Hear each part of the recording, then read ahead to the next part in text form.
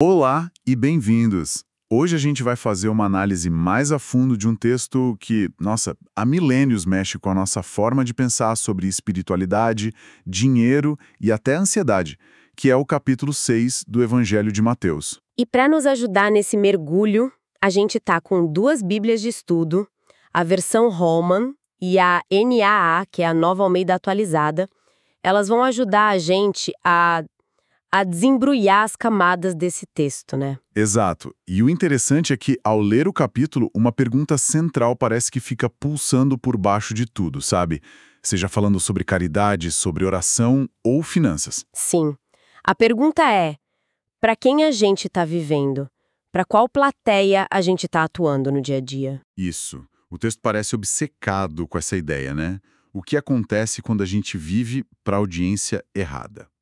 Então vamos usar essa pergunta como nosso guia para explorar como isso se aplica a tudo, desde um ato de generosidade até a nossa preocupação com o futuro. Vamos lá. Ok, vamos começar pelo início então. O capítulo abre com um aviso que já define o tom de tudo. Ele diz: evitem praticar as suas obras de justiça diante dos outros para serem vistos por eles. E a consequência de ignorar isso é imediata. Se fizerem isso, não terão nenhuma recompensa do Pai de vocês que está nos céus. Isso já coloca a questão da audiência bem no centro do palco. Totalmente. E a palavra que o texto usa várias vezes para quem ignora esse aviso é hipócrita. Exato.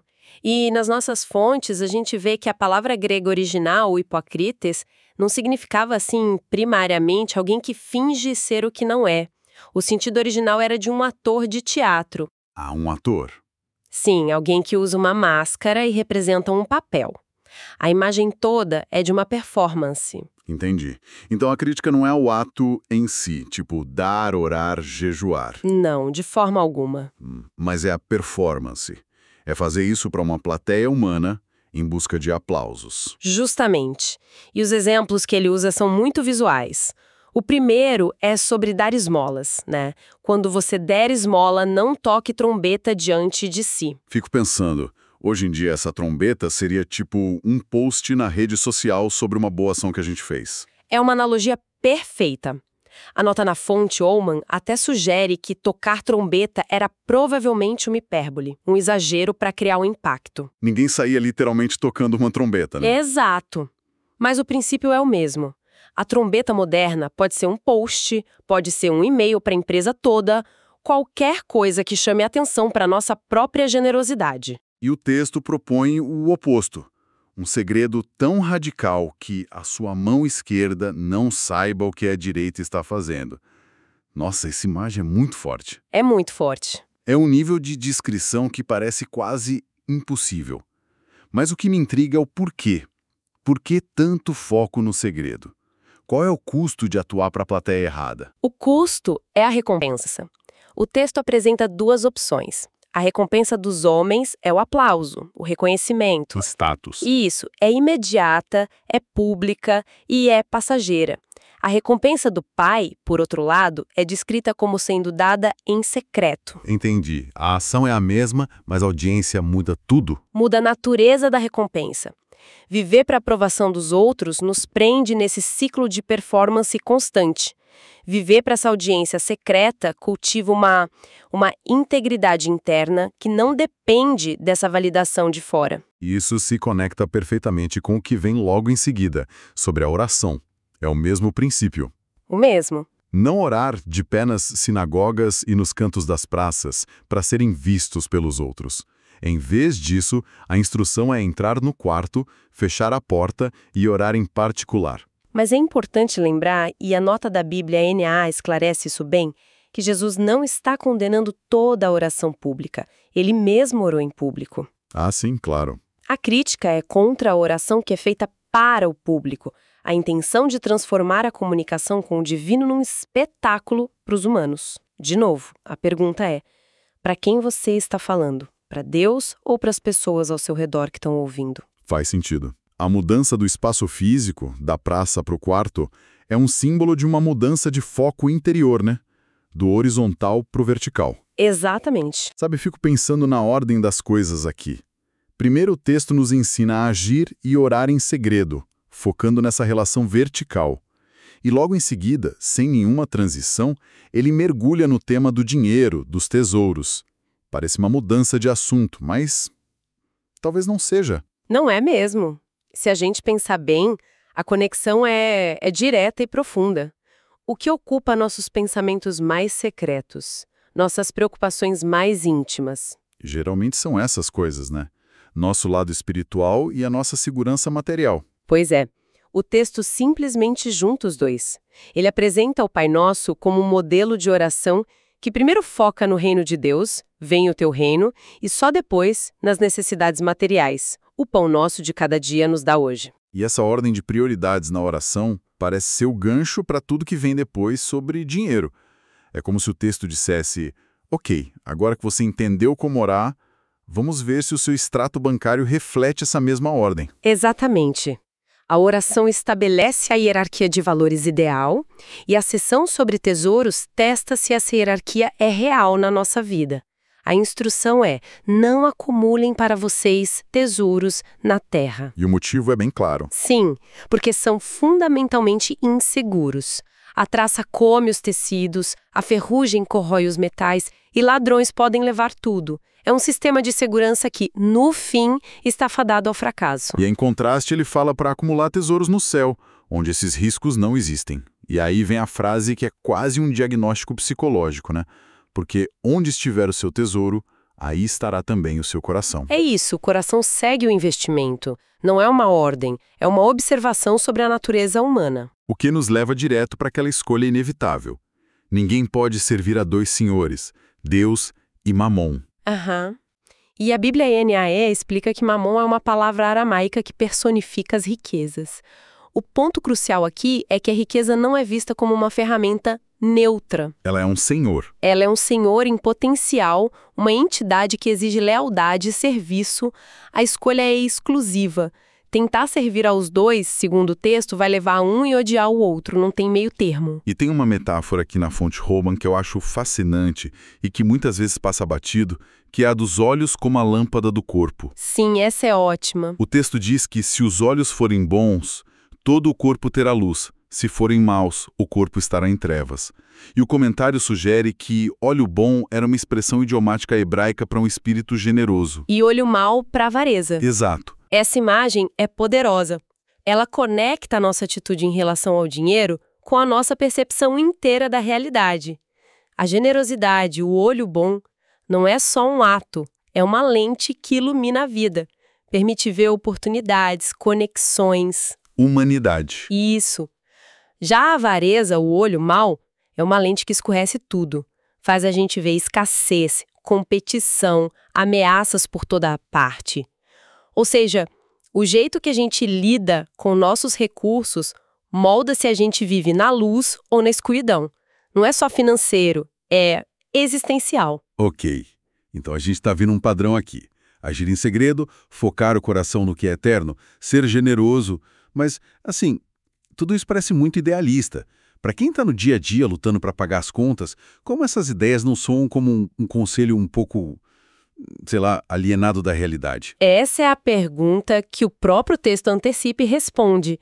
É por isso que, a partir do versículo 25, o foco muda completamente para a ansiedade. Ah, é verdade. Ele diz: não andem ansiosos pela vida de vocês, quanto ao que irão comer ou beber, nem pelo corpo, quanto ao que irão vestir.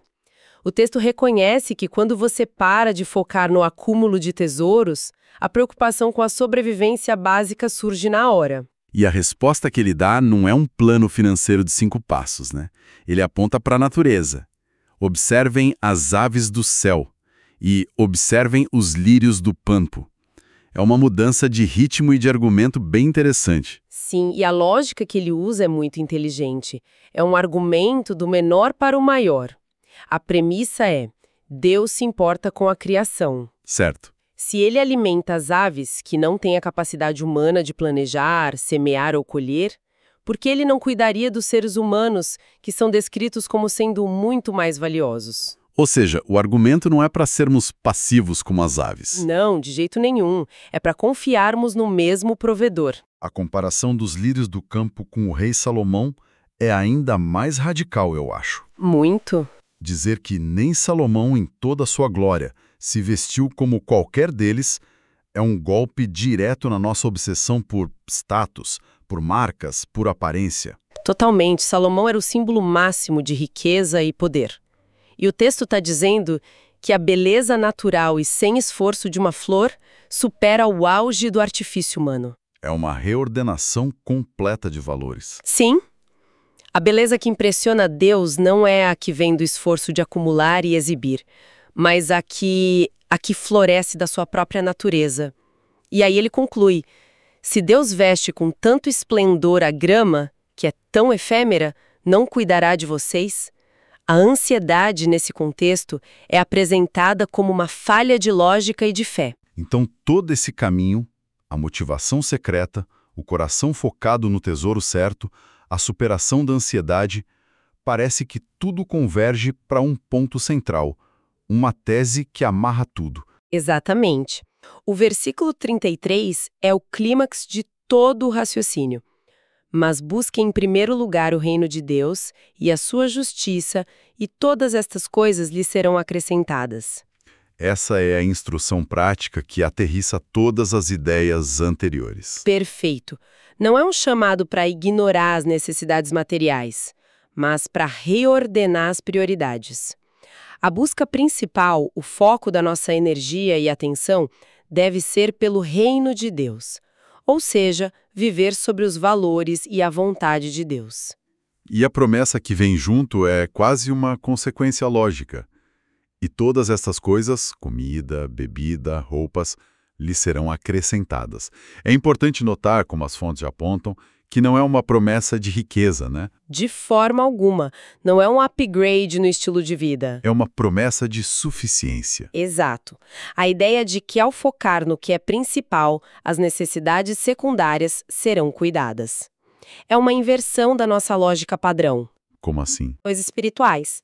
O texto propõe um exato oposto. Invista a sua energia primária nas coisas de Deus e a sua segurança material será uma consequência. É uma aposta alta, né? Baseada em confiança. E o capítulo termina com uma orientação extremamente prática para o aqui e agora. Não se preocupem com o dia de amanhã, pois o amanhã trará os seus cuidados. Basta a cada dia o seu próprio mal. Isso é de um realismo impressionante. Não há uma negação de que os dias terão problemas. O mal de cada dia pode ser um problema de saúde, uma conta inesperada, um conflito. O texto não promete uma vida sem dificuldades. O que ele oferece é uma estratégia para lidar com elas. Exatamente, foco no presente. A ansiedade é, em essência, viver no futuro, tentando resolver problemas que ainda não existem com recursos que a gente ainda não tem. A proposta é uma disciplina de presença. Lide com os desafios de hoje, com os recursos e a confiança que você tem hoje. Os de amanhã, A gente enfrenta amanhã. com os recursos de amanhã. É um chamado para abandonar o fardo de tentar controlar o incontrolável. Recapitulando, então, nossa análise do capítulo 6 de Mateus começou com aquela pergunta: para qual audiência estamos vivendo? E a gente viu como a busca pela aprovação humana nos transforma em atores na nossa própria vida espiritual. Aham. Em seguida, vimos como essa questão da audiência se conecta diretamente com o nosso coração e nossos tesouros, mostrando que aquilo que a gente valoriza em segredo define nossa lealdade e até mesmo a nossa percepção da realidade. E, finalmente, o texto nos apresenta uma solução para a ansiedade que corrói a vida. Uma reordenação radical de prioridades. Colocar a busca pelo reino de Deus em primeiro lugar, com a promessa de que as necessidades básicas serão supridas. O que nos liberta para viver plenamente no presente. Isso. O que nos deixa com uma reflexão final, voltando à nossa pergunta inicial. O capítulo inteiro funciona como um espelho, contrastando uma vida vivida para a plateia humana, marcada pela performance, pela insegurança dos tesouros terrenos e pela ansiedade. Com uma vida vivida para uma audiência divina. Isso, marcada pela integridade, pela segurança de um tesouro eterno e pela paz. A questão que fica para ponderar é: se a nossa vida fosse uma peça de teatro e só pudéssemos escolher uma pessoa na plateia, quem seria? Porque a resposta a essa pergunta, segundo este texto, determina todo o resto.